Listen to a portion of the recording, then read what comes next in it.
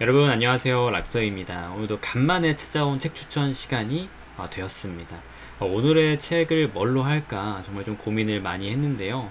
사실 더 이상 이제 꺼집어내낼 컨텐츠가 약간 마르지 않았나 싶을 정도로 너무나 고민이 좀 많이 되더라고요. 그러다가 문득 좀 유명한 작가의 유명하지 않은 작품들, 이런 작품들에 대해서 말씀드려 보면 어떨까 싶어서 이번에도 세 종류의 책을 골라봤습니다. 여러분들은 아마 읽으신 책일까요? 아니면은 제가 유명하지 않다고 했는데 이미 유명하다고 생각을 하실까요? 어쨌든 한번 오늘의 책 추천 시작해 보겠습니다. 첫 번째 책은 아주 짧은 작품이에요. 사실 이 작가는 엄청 유명하긴 합니다. 이 작가가 특별히 뭘로 좀 유명하냐면은 마술적 리얼리즘으로 상당히 유명한 작가이죠. 그래서 이 작가의 대표작이라고 한다면은 아시는 분들 계시지 않을까요? 한번 작가에 대해서 맞춰보시는 분이 계실지 궁금한데 매우 유명한 작가고 마술적 리얼리즘이라는 어떤 칭호를 갖고 있는 작가입니다. 그리고 남미 작가의 대표 주자라고 볼 수 있고요. 노벨 문학상을 수상했었습니다. 아, 정답이 나왔군요. 맞습니다. 일단 오늘 첫 번째 소개해드릴 작가는 마르케스입니다. 마르케스가 마술적 리얼리즘의 어떤 대명사로서 불리죠. 오늘의 소개할 작가는 가브리엘 가르시아 마르케스인데, 자, 이 마르케스의 작품 중에 여러분들이 아시는 지난주에 말씀해주신 것처럼 백년의 고독이 정말 유명하죠. 백년의 고독이 유명합니다. 뭐 그 외 뭐 대령에게 편지 쓰지 않다 뭐 이런 것도 되게 유명하긴 한데, 오늘 소개해드릴 책 같은 경우는 좀 모르실 것 같아요. 저도 처음 옛날에 들었던 책이고, 하지만 제 채널을 예전부터 오랫동안 보신 분들이라면 사실 맞추실 수 있습니다. 왜냐? 제가 이 책 리뷰를 올렸었거든요. 이 책이 옴기니의 글까지 약 161페이지밖에 안 되는 아주 짧은 작품이에요. 아주 짧은 작품이고 본문 내용은 150페이지밖에 안 됩니다. 작품 혹시 맞추실 분이 계시진 않겠죠? 그쵸? 작가까지만 맞추는 걸로 하고 책을 바로 소개해 드릴게요. 오늘의 첫 번째 책 추천은 가브리엘 가르시아 마르케스의 어떻게 해야 잘 보이죠? 짜잔! 예고된 죽음의 연대기라는 작품입니다. 가브리엘 가르시아 마르케스의 예고된 죽음의 연대기. 요게 영재로는 The Chronicle of Death Foretold인가 그럴걸요? The Chronicle of the Death Foretold인가 그랬던 것 같은데 어쨌든 요 작품이에요. 자, 요 작품 들어보신 분 손? 들어보신 분 손? 없으시죠? 없으실 것 같습니다. 이 작품 내용이 상당히 독특해요. 약 150페이지밖에 안 되는 짧은 작품이에요. 저는 이 마르케스의 작품이 너무 길거나 해서 도전하시기가 조금 망설여지시는 분들이 좀 많을 거예요. 너무 길어가지고 좀 입문하기 힘들다 이렇게 생각을 좀 하실 수 있는데, 이 작품으로 입문하시면 어떨까 싶어요. 상당히 짧은 작품이니까. 작품의 내용을 잠깐 말씀드려 볼까요? 예고된 죽음의 연대기.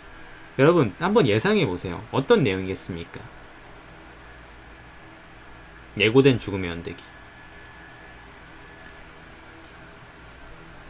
미지의 세계 마르케스. 마르케스 작품 되게 재밌습니다. 도전해 보시면은 후회하시지 않을 만한 작가가 이 마르케스라는 작품이에요. 예고된 죽음의 연대기. 말 그대로 예고된 죽음의 연대기겠죠. 예고된 죽음의 연대기. 근데 이 죽음이라는 것이 예고된다라는 말이 사실 잘 어울리는 말이 아니잖아요. 그쵸? 물론 우리가 뭐 시한부 뭐 병으로 인해서 몇 개월 남았다 이런 이야기들이 있긴 하지만, 어쨌든 우리가 살면서 죽음이 예고됐다라고 하기에는 그런 삶은 참 상상하기가 힘들긴 해요. 자, 이 작품은 주인공 이름이 산티아고 나자르라는, 이거 품절이에요? 그거 잘 안 찾아봤네. 산티아고 나자르라는 그 주인공이 있어요. 근데 이 주인공이 작품의 시작이 어떻게 되냐면요, 주인공이 광장으로 나옵니다. 어느 날 광장으로 나와요. 그런데 사람들이 수근수근 거리기 시작해요. 광장으로 나오면 안 되는데 저 사람이.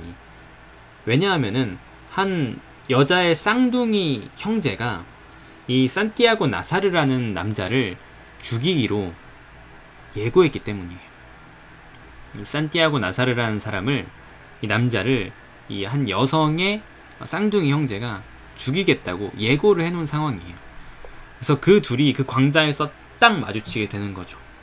그래서 그 형제는 칼을 꺼내 들고 산티아고 나사르에게 달려들기 시작하고 죽음은 예고된 대로 시행이 됩니다. 자, 이게 전체적인 내용이에요. 자, 근데 이게 실제로 죽음이 시행되는가 시행되지 않는가는 이거는 스포도 아니고요. 작품의 설정 그 자체예요.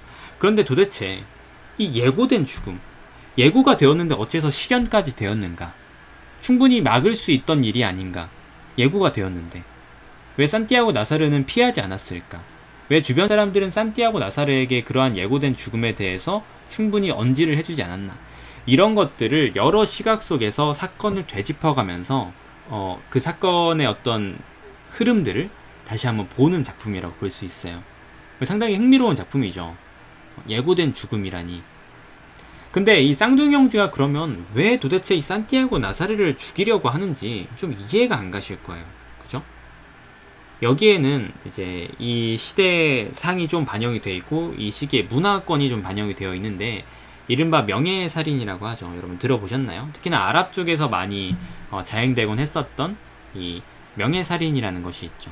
한마디로 어떤 이유였냐면은 한 여성이 결혼을 하는데 그 여성이 처녀인 줄 알았는데 처녀가 아니었던 거예요. 그러면서 그 여자가 이 산티아고 나사르가 자신의 첫 경험 상대라고 지목을 한 거죠. 그래서 이 말을 들은 쌍둥이 형제가 결혼하지 않은 관계였잖아요. 결혼하지 않은 상태에서의 관계니까 그런 것들이 용납되지 않은 문화였고 그래서 명예살인을 합니다. 내 여동생의 명예, 우리 가문의 명예가 더럽혀졌다. 그래서 산티아고 나사르를 죽이겠다. 근데 재미있는 점은 이 형제가 방방곡곡 이야기하고 다녀요.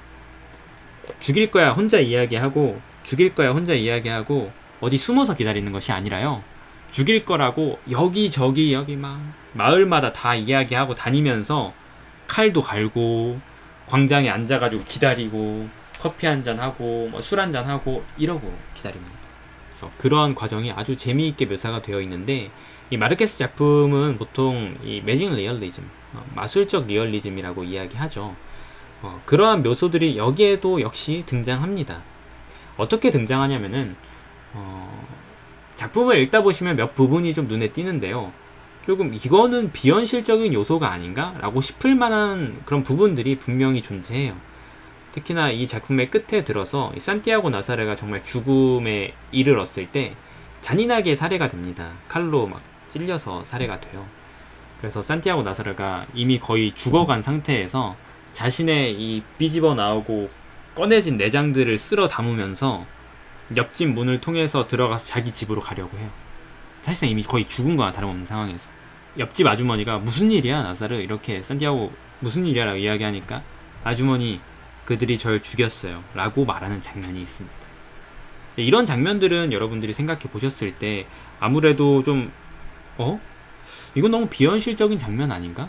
어떻게 사람이 자기의 내장을 그렇게 끌어모아서 태연하게 집 안으로 걸어 들어갈 수 있지? 피를 뚝뚝 흘리면서 이런 부분들이나 이런 것들이 좀 자연스럽게 묘사가 되어 있습니다. 그게 바로 마르케스의 작품의 특징인 거죠. 마술적 리얼리즘. 정말 현실의 이야기를 다루지만 가끔 비현실적인 요소들이 어떤 그게 너무나 자연스럽게 끼어드는 게 마르케스 글들의 특징이라고 볼 수 있습니다. 대표적으로 100년 동안의 고독에 그게 더 잘 나타나긴 해요. 워낙 긴 작품이라서 100년 동안의 고독에는 예를 들어서 연금술이 나타난다거나 정말 유령이 나타난다거나 어쨌든 현대 과학이라든지 어떤 현실에서 설명할 수 없는 마술적인 요소들이 너무나 자연스럽게 어떠한 사실 이게 특이한 거야 이런 거 없이 그런 거 없이 쓰이거든요. 작품의 내용을 다룸에 있어서 그게 아주 독특한 매력을 줍니다. 사실 그런 거 읽으면은 이상한데 좀 걸리적거리는데 이런 생각이 들어야 하는데 마르케스의 작품에 등장하는 그런 마술적인 요소들은 거리낌이 들지 않아요. 자연스러워요.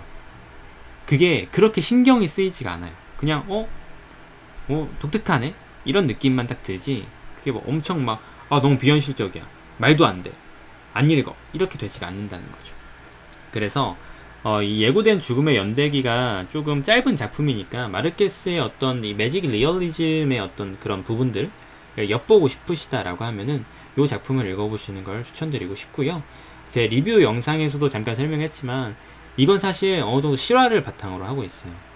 실제 이 명예살인이 일어났던 일이 있었습니다. 그거를 이 마르케스가 어느 날 듣게 돼요. 그래서 피해자의 어머니 있죠. 죽은 청년의 어머니에게 이 청년의 이야기를 글로 쓰고 싶다라고 이야기를 해요. 그런데 그 어머니가 거절을 합니다. 내 아들이 더는 명예가 더럽혀지는 것을 보고 싶지 않다. 내 아들은 그런 인간이 아니었고 그렇게 죽을 인간이 아니었다. 나는 거절하겠다. 이렇게 이야기합니다. 그래서 마르케스가 거기에서 완강하게 가지 않고 알겠습니다. 제가 그러면 쓰지 않겠습니다. 이렇게 이야기합니다. 그러나 계속적으로 어쨌든 요청을 하긴 합니다. 그러나 쓰진 않아요. 그러다가 어느 날 이 그 피해자의 어머니가 마음을 엽니다. 그러면 다만 내 아들의 명예가 더럽혀지지 않는 선은 그것만큼은 꼭 지켜주었으면 좋겠다. 작품을 써도 좋겠으나 작품을 써도 좋은데 내 아들의 명예가 절대 더럽혀지게 하지 말게 해달라. 이렇게 요청을 합니다. 그 말을 듣고 마르케스는 알겠습니다. 제가 글을 쓰겠습니다. 그와 관련된 라고 해서 쓴 책이 바로 이 예고된 죽음의 연대기입니다. 사실 상대적으로 짧은 이유가 어느 정도 실화를 바탕으로 하고 있고 그런 어떤 전후 사정 때문에 좀 간단하게 표현이 된 것 같습니다. 주인공이 있고 뭐 피해자가 있고 가해자가 있긴 하지만 작품의 내용은 마치 한 사건을 둘러싼 여러 시각들을 조명하는 것처럼 왜 라쇼몽이라는 영화나 작품도 아시잖아요. 한 재판 사건을 두고 여러 명의 시각을 통해서 사건을 재구성해서 보는 사람마다 이 사건을 어떻게 바라보는 게 차이가 있는지 이런 것들을 보여주는 작품처럼 이 작품 역시도 그러한 형식을 띠고 있습니다. 이 산티아고 나사르가 명예살인 당하는 이 과정들을 여러 인물의 시각, 당시 마을 주민의 여러 이해관계가 얽힌 여러 인물들의 시각을 통해서 다각도에서 묘사를 해요. 그래서 이 한 어찌 보면 간단하다고도 할 수 있는 이 사건에 어떤 그 풍부한 볼륨, 풍부한 어떤 이미지들을 부여해주죠. 참 그래서 재미있게 읽으실 수 있는 작품이고요. 마지막 부분은 조금 말씀드린 것처럼 약간 고어한 부분도 있긴 있습니다. 그래서 한번 읽어보시면 좋을 것 같아요. 어쩐가요? 여러분 좀 관심이 생기시나요? 예고된 죽음의 연대기.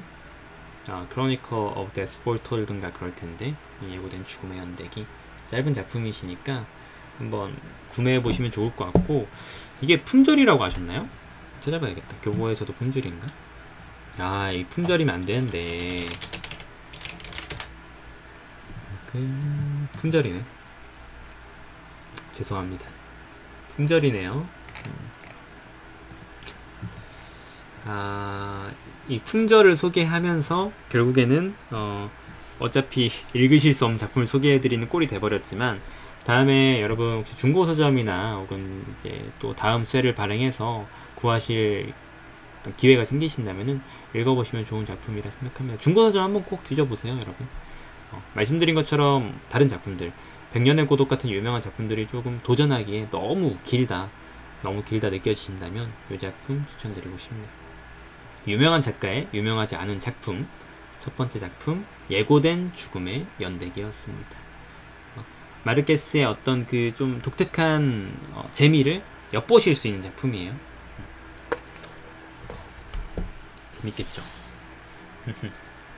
오늘의 두 번째 책을 들어가도록 하겠습니다. 오늘의 두 번째 책은 이 작가 이 작가 너무 유명합니다. 이 작가 모르시는 분 없습니다. 솔직히 진짜 없을 정도로 너무 유명해요. 마르케스보다도 더 유명하다고 볼 수 있어요.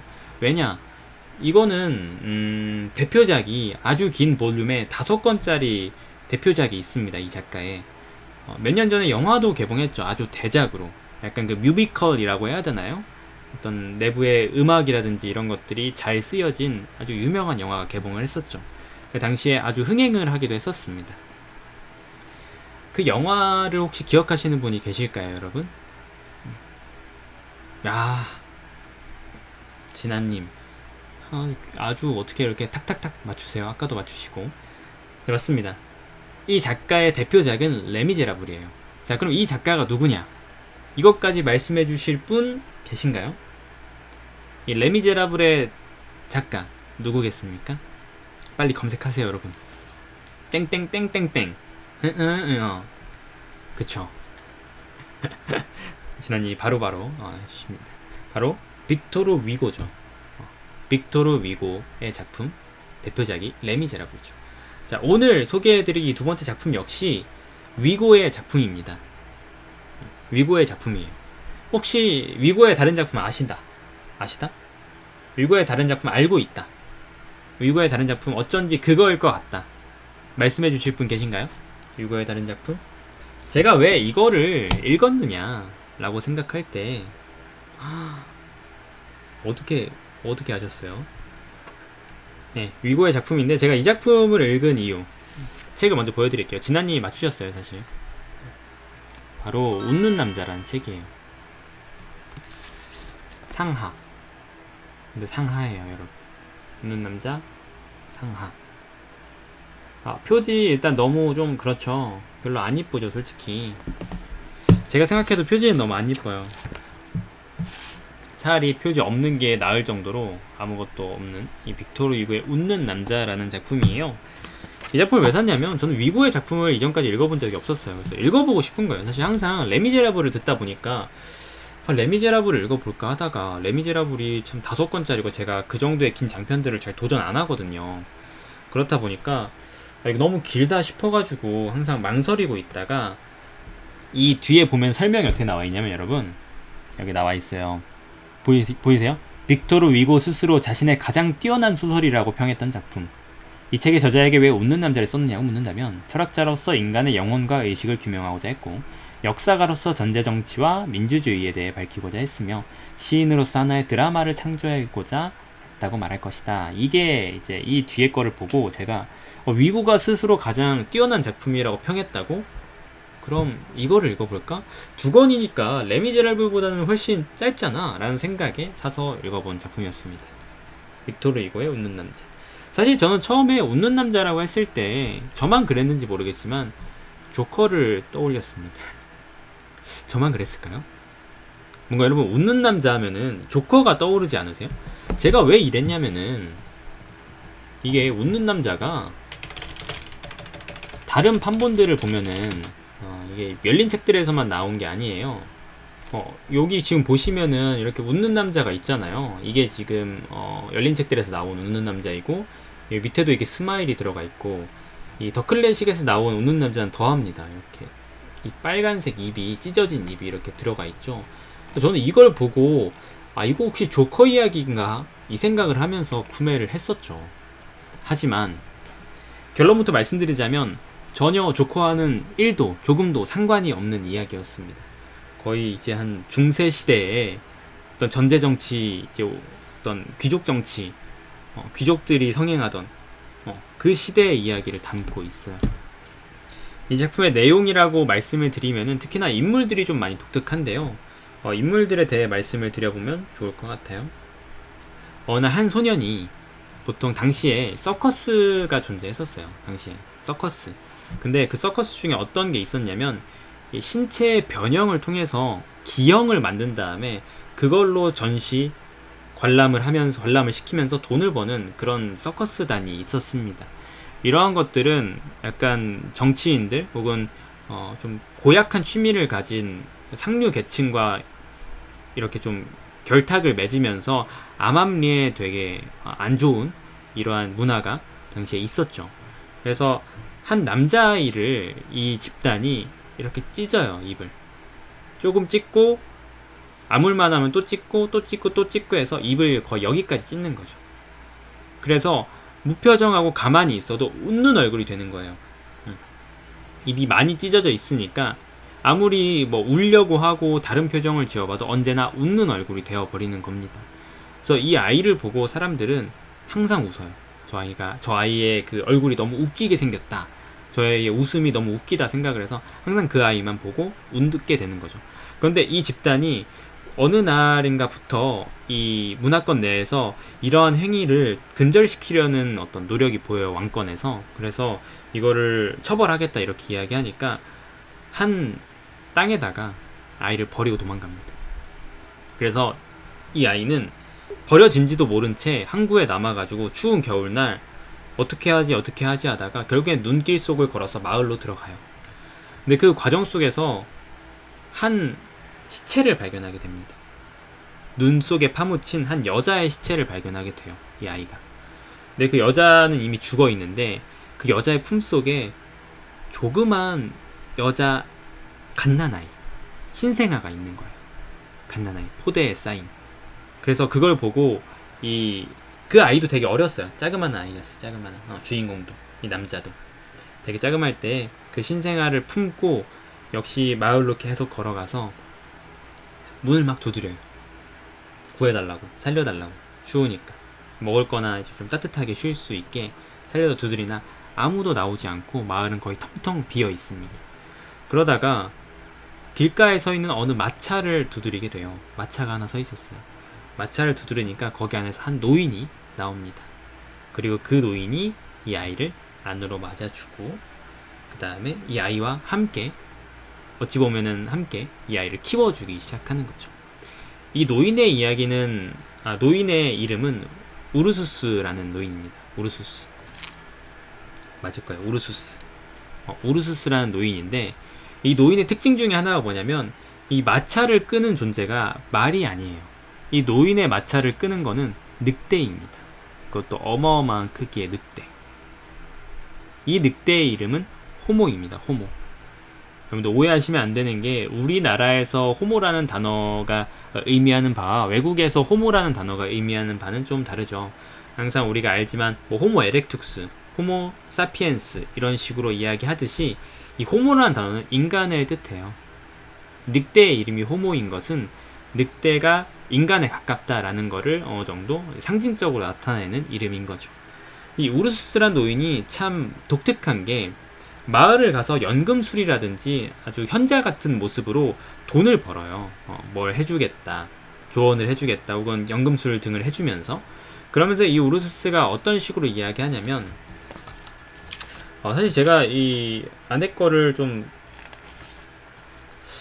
문장을 찾기는 좀 힘들 것 같은데, 어떤 식으로 이제 소개를 하냐면 이런 식으로 소개를 한다. 마을을 딱 들어가잖아요. 그러면은 여러분 뭐 안녕하십니까, 저는 우르수스라고, 이 노인의 이름은 우르수스이며 지금 저와 같이 다니는, 잠시만요 여러분, 죄송해요 여러분, 수박이 왔거든요. 수박 하나 먹. 다시 이야기에 돌아가서, 이 우르수스란 노인은 사실상 늑대를 인간으로 취급하고요. 본인 말에서. 그리고 본인의 이름은 우르수스지만 자신은 짐승에 가깝다. 그리고 이 늑대야말로 진정 인간에 가까운 존재다. 이런 식으로 이야기를 하는, 어찌 보면 좀 괴짜에 가까운, 혹은 당시에는 여러모로 생각해 봤을 때 이 뭔가 마술적인 부분과 연관되어서 사실 화형을 당할 만한 그런 위치에 있는 이 노인의 독특한 면모였죠. 그래서 이 노인이 아까 만난 그 아이를 넓다른 평원, 눈 덮인 평원에서 발견했다 해서 이 아이의 이름을 그윈플레인이라고 붙여줍니다. 그윈플레인. 이 이야기는 이 웃는 남자, 결국에 이 웃는 남자의 주인공은 그윈플레인이고, 이 그윈플레인의 삶을 다루고 있어요.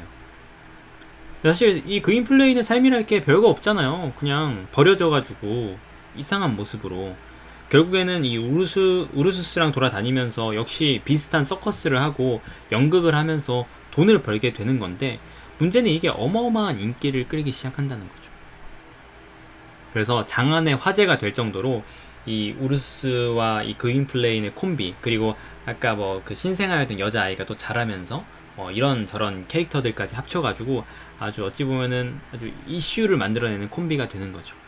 그런데 이 그윈플레인에게는 조금 과거가 있었어요. 그게 읽다 보면 나오는데, 그 과거가 결국 뭐겠습니까?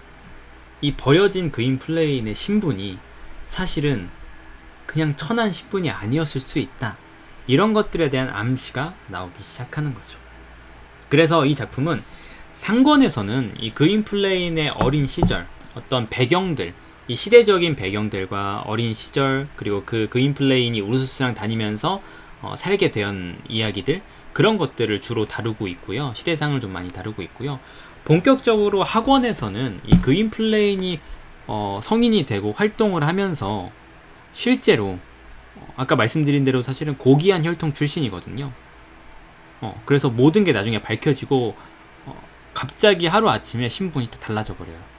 그러면서 이 그윈플레인이 어떤 궁정 내에서 귀족들 사이에서 행동하는 모습들, 거기에서의 어떤 또 역시나 암투와 같은 그런 분쟁들, 이런 것들을 다루고 있습니다. 그래서 아까 뒤에도 나와 있지만 철학자로서 인간의 영혼과 의식을 규명하고자 했다.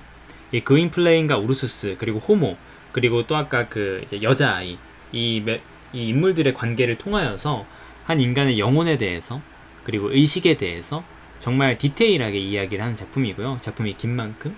그리고 역사가라는 부분은 아까 말한 대로 이 시대상의 어떤 정치 형태라든지 어떤 부패의 모습들, 이런 것들, 어떤 민중의 모습들을 정말 잘 보여주고 있기 때문에 이런 것들을 역시 나타냈다고 볼 수 있죠. 역사가로서 전제정치와 민주주의에 대해 밝히고자 했으며, 그리고 다시 한번 시인으로서 하나의 드라마, 이 작품은 전체적으로 보면은 결국엔 하나의 드라마거든요. 하나의 정말 우여곡절이 있는 이야기라고 볼 수밖에 없거든요. 이 작품은 제가 여러분들께 추천하기는 조금 망설여지긴 합니다. 여러분들 이 이야기 들었을 때 읽고 싶으세요? 그게 궁금하네. 이 이야기를 딱 들었을 때 한번 궁금한데 읽어볼까, 이런 생각이 좀 드시나요? 이렇게 노잼으로 이야기했는데 드신다고요? 호기심이 아주 뛰어나신 분이네, 메타프님. 사실 분량이 너무 길기도 해요. 뭐 레미제라블에 비하면은 말도 안 되는 분량이긴 하지만 이게 총 약 930페이지 정도 돼요. 총 930페이지. 그러니까 1, 2권 합쳐서, 상하권 합쳐서 930페이지 정도 되거든요. 근데 사실 처음에 상권을 읽을 때는 많이 힘듭니다. 그 많이 힘들다는 게 막 그 무슨 귀족 가문들의 역사에 대해서 이야기하고, 마치 성경에서 그 처음에 부족민들 막 누가 누굴 낳고 누가 누구의 부족이고 이런 것들을 나열해 놓은 것처럼 그런 느낌이 처음에 되게 강해요. 역사를 설명하고 이런 부분들이. 그래서 처음에 좀 읽기가 힘듭니다. 그러나 이 그윈플레인이 성장을 하고, 그리고 진짜 아까 말씀드린 대로 그윈플레인의 실제 정체가 밝혀지는 어떤 정치권에서의 암투, 이런 것들이 부각이 되는 순간부터 아주 재미있어져요. 그래서 정말 재미있어지는 부분들이 이런 거거든요. 그윈플레인이 높은 신분으로 귀족들 사이에서 들어갔는데 귀족들은 처음에 믿질 않죠. 그냥 광대인가? 이 생각을 해. 왜 여기가 찢어져 있으니까. 광대인가? 그리고 이 귀족들이 보여주는 말도 안 되는 정말 썩어 빠진 모습들을 보면서 그윈플레인이 일어나서 잘못됐다, 당신들이 하고 있는 행동들은 정말 잘못됐다 라고 따끔하게 한마디를 해도 이 귀족들은 어떻게 반응하냐면 웃습니다. 그윈플레인이 아무리 올바른 말을 하더라도 그윈플레인의 얼굴을 보고 웃지 않을 수 없어서, 그러한 어떤 풍자와 해악이 이 작품에 아주 잘 드러나 있어요. 그런 면에서 학원으로 가면 조금 더 재미가 있어지는데, 아무래도 그 재미가 쌓이기 전까지 상권에서의 배경 설정들, 이런 부분들이 조금 힘들긴 합니다. 그러나 저는 이제 감히 이 작품도 역시 명작이라고 당연히 말씀드릴 수밖에 없을 것 같아요. 대부분의 위고의 작품들, 유명한 만큼 당연히 명작인 거지만, 레미제라블이 너무 길었고 혹은 레미제라블을 또 재밌게 읽으셨다라고 하시면은 이 웃는 남자도 한번 도전해 보시면 좋을 것 같아요, 진짜. 그리고 아까 말씀드린 대로 레미제라블이 너무 길어서 읽기 싫다, 근데 위고의 작품 한번 읽어보고 싶다라고 하면은 이 웃는 남자 역시 대안으로서도 괜찮을 것 같고요. 권당 900페이지가 아닌 게 어딥니까, 사실.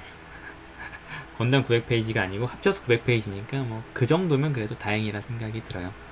조금 독특한 설정에 약간은 중세시대의 우화를 보는 느낌의 작품이에요. 지금의 시각에서 보면은 조금 상당히 올드하죠. 아마 레미제라블을 읽어도 똑같은 감각을 느끼실 것 같아요. 저는 레미제라블을 읽진 않았지만 아마 비슷할 것 같아요. 워낙 오래전에 쓰여진 작품이다 보니까 읽고 있노라면은 현대적인 감각에서 현대적인 문체와는 좀 많은 거리가 있는 작품들이겠죠. 이 작품 역시도 똑같이 상당히 올드하다는 느낌을 많이 주고요. 지금 보시면 제가 아까 설명한 요게 우르수스고 요게 호모인 것 같은데, 이게 어디를 봐서 늑대인지 그냥 비루 먹은 개 정도로밖에 안 보이는데 그림을 너무 이상하게 그렸다, 그 생각이 들긴 합니다. 아, 이게 박효신 주연 뮤지컬이 있어요? 궁금하다. 저도 그렇게 얘기하니까. 이게 이제 그윈플레인이고, 사실 이 여자의 이름을 제가 까먹었어요. 대하였나 그랬거든요. 대하. 참고로 여자아이가 앞을 못 봐요. 앞을 못 봐가지고 이 그윈플레이는 입이 찢어졌고 여자애는 앞을 못 보고 뭔가 그런 서로의 불안전을 갖고 있는 이 캐릭터들입니다. 그래서 이 작품 잠깐 소개를 해드려 봤어요. 제가 설명을 해드려서 여러분들이 관심이 생기실 수도 있긴 하지만 아무래도 분량적으로 좀 부담이 되는 작품이긴 하죠. 그러나 역시 명작은 명작이다 라는 점, 그리고 아까 말씀드린 것처럼 조커와는 조금도 연관이 없다. 그 배트맨 조커와는 전혀 연관이 없다. 이 점을 아셨으면 좋겠습니다. 두 번째 책, 빅토르 이고의 웃는 남자 상하였습니다. 수박 한 2개 먹으면서 세 번째 책 가야죠. 세 번째 책을 시작해볼까요, 여러분? 세 번째 책, 작가부터 역시 또 한번 맞춰보는 걸 한번 시작해보죠. 이 작가 정말 유명하고요. 너무 큰 힌트가 될 수 있긴 하지만 조금, 먼저 첫 번째는 작품 제목이 매우 깁니다. 11글자예요. 작품의 제목이 11글자고요. 이거 좀 보통 2글자에서 3글자로 줄여서 부르긴 하는데 아마 웬만한 분들은 이 제목 들으면 한 번쯤 읽어보고 싶은 책이 아닐까 싶어요. 여기까지는 조금 모호하게 감이 잡히실 것 같지만 체코 작가입니다. 아니 이분들 어떻게 맞추시는 거야? 어떻게 맞추시는 거야 도대체? 맞습니다. 오늘의 작가 밀란 쿤데라입니다. 참을 수 없는 존재의 가벼움. 전 참존이라고 부르는데, 참존하면 항상 이 청개구리 화장품이 생각이 나지만 전 참존이라고 부르는데 참을 수 없는 존재의 가벼움. 밀란 쿤데라가 오늘의 작가, 세 번째 책의 작가이죠. 근데 이 작품 역시 사실 이 참을 수 없는 존재의 가벼움 빼고는 가장 유명하다고 볼 수밖에 없을 것 같아요. 그러나 보통은 이제 밀란 쿤데라의 작품을 참을 수 없는 존재의 가벼움을 좀 가장 많이 읽어보시고 그 다음에 보통 이 작품을 좀 많이 읽으시는데 맞추실 수 있을까요? 2글자의 작품이고 여러분 제 컨텐츠가 좀 여러분들이 고전하시는 부분들을 보여주셔야 고전하는 부분들을 좀 보여주셔야 제가 좀 이렇게 뽐내면서 이제 설명이라도 하겠는데 아니네요. 너무 바로바로 맞추시네요. 그렇습니다. 오늘의 세 번째 책은 밀란 쿤데라의 농담입니다. 읽어보신 분, 밀란 쿤데라의 농담 읽어보신 분, 참을 수 없는 존재의 가벼움보다는 가볍죠. 참을 수 없는 존재의 가벼움보다는 가볍습니다. 그러나 이것도 500페이지가 넘어가는 장편이에요. 사실 두께만 봐도 좀 아시겠지만 530페이지에 해당하는 긴 책이긴 합니다. 읽어보신 분 계세요? 이 농담? 없나요 혹시? 농담 읽어보신 분? 다들 농담은 알고 계시지만 읽어보신 분은 없으신 건가요? 구경만? 오케이. 좋다. 뿌듯하다. 모르시는 것 같아서. 표지만? 좋다. 이 콤보. 좋은데요? 메타포님까지 다 짜신 거 아니죠, 그죠? 선라님까지 모두 저의 길을 세워주기 위해서 지금 짜신 거 아니죠? 오케이. 이 밀란 쿤데라의 농담이라는 작품은 내용 재밌어요.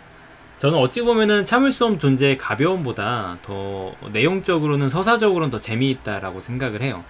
참을 수 없는 존재의 가벼움은 조금 난해한 부분들도 있고 복잡하기도 하고 그런 부분들이 있는데 이 농담은 물론 이 농담이 쉽다는 것은 절대 아닙니다. 이 농담이 쉽다라고 이야기하는 거야말로 농담이 아닐까 싶은데 절대 쉬운 작품은 아니지만 그래도 서사적으로 봤을 때 조금 더 서사가 재미있는 형태를 띠고 있지 않을까 이런 생각이 드는 작품이에요. 이게 어떤 내용이냐면 체코는 여러분들 기억 잠깐 되짚어 봅시다. 체코의 역사에 대해서 아시는 분은 없겠지만 이 시대상에서 체코는 스탈린의 영향 아래에 있어요. 한마디로 소련의 영향 아래 당시 사회주의 국가였거든요. 체코 역시 사회주의 국가여서 이 소련 영향 아래에 있었습니다. 이 소련은 이 사회주의에서 동유럽 국가들이, 그러니까 유럽 작은 국소 국가들이 빠져나가지 않기 위해서 되게 열심히 관리를 했어요. 그러한 부분들이 참을 수 없는 존재의 가벼움에서도 잘 드러나죠, 여러분들. 그 작품은 더더욱 체코의 프라하의 봄, 이 소련의 어떤 지배력이 완연히 작용하던 시절을 이야기하고 있으니까요. 역시 이 농담도 그 시절에서 크게 다르지 않은 이야기입니다. 당시에 이 루드비크라는 남자가 있었어요. 대학생이. 근데 이 대학이라는 것은 국내에서 대학은, 지금 현재의 대학은 뭐 어찌 보면은 많은 사람들이 가는 것으로 인식이 되지만, 이 시기에 이 체코에서의 대학은 엘리트 중에 엘리트들이었어요. 국가의 지원을 받아서, 국가의 돈을 통해서 키워내지는 정말 엘리트들이었어요. 그렇기 때문에 이 당시에 이 체코 안에서의 대학생들은 소련의 영향 아래 있을 수밖에 없어요. 사회주의의 영향 아래 있을 수밖에 없습니다. 사회주의 국가였으니까. 자유로운 사상을 갖는 것은 사실상 불가능했어요. 모두가 어떤 국가의 혜택을 받고 있는 엘리트들이기 때문에 사회주의 정권 내에서 그러한 것들을 재생산하는 그런 역할을 맡고 있었죠. 역시 이 루드비크 역시 다르지 않았습니다. 주인공 루드비크 역시. 그런데 이 루드비크가 대학을 다니면서 한 여자 학생을 만나게 되는데, 뭐 여러 집단 속에서, 친구들 사이에서 그 여학생이 되게 이뻤어요. 마르케타라는 여학생이었을 거예요. 제가 이름이 지금 정확한지는 기억이 안 나나? 마르케타라는, 마게리타인가? 마르케타인가? 마르케타. 마르케타라는 여학생을 만납니다. 근데 이 여학생이 되게 이뻤는데, 사실 어떤 면에서 보면은 상당히 정치적으로는 보수 쪽에 가까웠고, 성적으로도 그렇고 상당히 좀 순진하고 보수에 가까운 여학생이었어요. 근데 이 여학생이 어느 날 이 수련회 같은 걸 갑니다. 사회주의 노선의 어떤 학생회에서 수련회 같은 걸 가요. 이 루드비크가 이 마르케타에게 편지를 보냅니다. 평소에 루드비크는 농담을 진짜 많이 하는 인물이고요. 되게 해학이 뛰어난 인물이었어요. 주변 사이에서도 뭔가 말을 위트 있게 하고 상당히 재미있는 인물로 많이 인식이 되었습니다. 그러니까 진지하면서도 재미있는 그런 인물이었는데, 이 마르케타가 자기와 만나지 않고 수련회에 가 있으니까 좀 심심해서 마르케타의 관심을 끌고 싶은 나머지 편지를 씁니다. 마르케타가 수련회 너무 좋아, 사회주의가 어쩌고 저쩌고 너무 좋고 막 이런 이야기를 해요. 전형적으로 이 당에 대한 충성이라는 문맥에서 벗어나지 않은 이야기들을 하죠.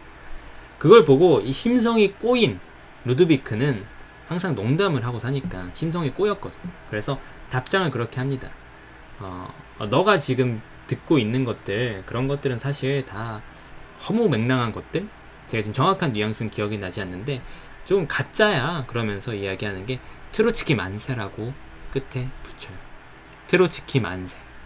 사회주의 역사를 알고 계신 분들, 소련의 역사를 알고 계신 분들이라면 이 사회주의에서는, 당시 소련에서는 두 개의 큰 세력이 있었어요. 레닌이 죽고 나서 두 개의 큰 세력이 있었는데, 하나가 트로츠키였고요, 하나가 스탈린이었어요. 근데 레닌은 트로츠키를 밀어주려고 했었어요. 왜냐면 스탈린이 너무 폭력적이고 권력에 집착하는 모습을 봤었거든요. 하지만 끝끝내 소련의 권력을 잡은 건 스탈린이었죠. 트로츠키는 결국에는 혁명을 시도하다가 거의 쫓겨나다시피 합니다. 자, 이러한 전후 배경을 생각하면은 이 소련 사회주의 정권에서 트로츠키를 언급한다, 스탈린의 영향 아래에 있는 곳에서 트로츠키를 언급한다, 이것은 우리의 입장으로 이야기하면은 한국전쟁 시기에 사회주의를 옹호하는 것과 다름이 없었어요. 절대 금기시되는 상황이었던 거죠. 아까도 말씀드리지만 일반 민중이 아니라 이 루도비크의 입장은 대학생으로서, 엘리트로서 사회의 자원에 의해서 키워지고 있는 상황이었어요. 그런데 그러한 자원이 트로츠키 만세를 외친다? 개인적인 편지였지만 당시의 시대상, 사회주의의 어떤 시스템을 고려하면은 그 편지가 공개가 안 될 리가 없습니다. 편지는 결국에는 학생회에 의해서 발각이 되죠. 미리 검열이 들어갔거든요. 그래서 루드비크는 어느 날 잡힙니다. 너 마르케타란 편지 주고받았지? 받았는데? 너 거기에 뭐라고 썼어? 내가 뭐라고 썼지? 잘 모르겠는데? 여기 네가 쓴 글이 있어. 트로츠키 만세. 어떻게 설명할 거야? 그거 그냥 농담이었는데? 너희들도 알잖아, 내가 농담 잘하는 거. 나 그냥 농담했던 거야. 그거 뭐 마르케타를 좀 놀리기 위해서, 진짜 실제로 그래서 그렇게 생각한 게 아니라. 하지만 사회주의 정권 내에서 그러한 변명이 먹힐 리가 없습니다. 그래서 루드비크는 이 한마디의 농담으로 인해서 모든 지위를 박탈당하고 대학교에서 쫓겨나고 수용소 같은 거에 가게 돼요. 강제 노동을 하게 됩니다. 인생이 완전히 바뀌어버리죠. 사회의 초고층 엘리트에서 아예 바닥까지 거의 정치범에 가까운 바닥까지 추락하는 거예요. 그래서 이 루도비크가 그 이제 수용소 생활을 하고 강제 수용소에서 이제 노동을 하고 그 이후에 나이를 먹어가면서 여러 가지 성장하고 삶을 진행시키고 이러한 이야기를 다루고 있습니다.